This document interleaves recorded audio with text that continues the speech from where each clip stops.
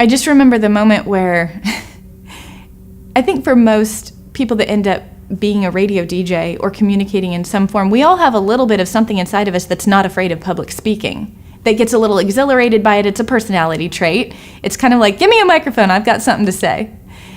And there is a moment that happens rather quickly where you realize, no, you don't.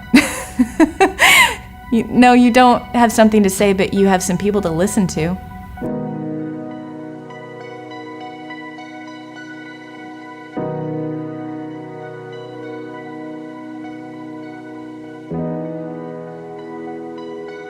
I think I always knew the music on Spirit 105.3 existed, but I didn't grow up listening to it.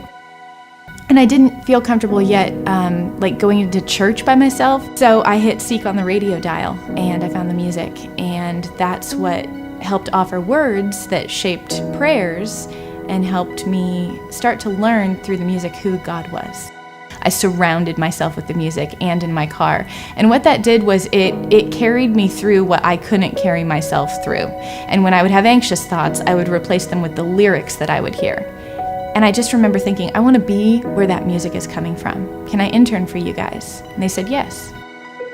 I interned for 2 quarters, and then I begged them to put me on the payroll. And I think a couple people realized this girl's not going to leave. No one was doing the overnight shift at the time, and you really can't mess things up as long as you don't say bad words and you don't take it off the air. You know, you can practice your overnight shift. There comes a shift, or at least there did for me, where it's no longer about me with a microphone and what do I have to say and what do I have to offer the people. It's more about who's listening and what is God speaking to their heart, right? Because that's exactly what happened to me. So I started to get my mind in the frame that it was less about me and what I said and so much more about who he wanted to reach. And I thought, who's listening at 2 a.m.? Is it a mother up with her newborn baby? Is it someone that is working 2 jobs to make ends meet and they're exhausted?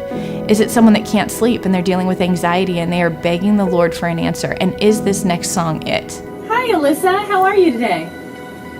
I'm doing fine. How are you? Good. What keeps you busy during the day? I have 5 kids. 5 children! I've learned through the years that often when someone calls with a song request, they actually have something else going on.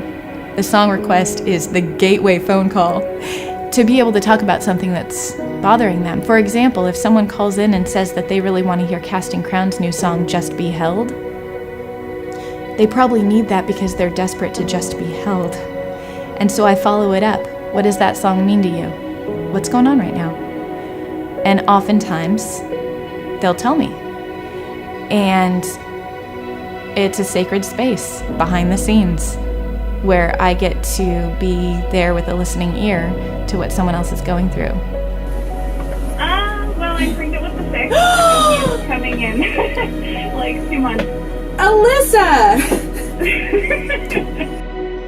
I think someone might have misconceptions over the personality of a radio DJ, particularly one on a station that very overtly shares our faith through the music we play.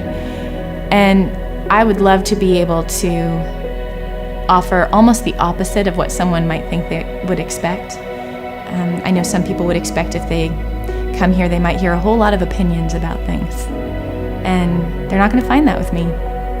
In fact, I want to be a solace, a break from the opinions. I'd rather just be a place where something feels different. I might never say that I have an open mind or space to hear all of someone's story, but they might notice that those boundaries are wider, that they might get a sense that God is bigger, that there is more love and space for them. I hope to do that through the words that I choose, but also through the words I hold back. And I think that applies to anyone, whether you have a public voice or not.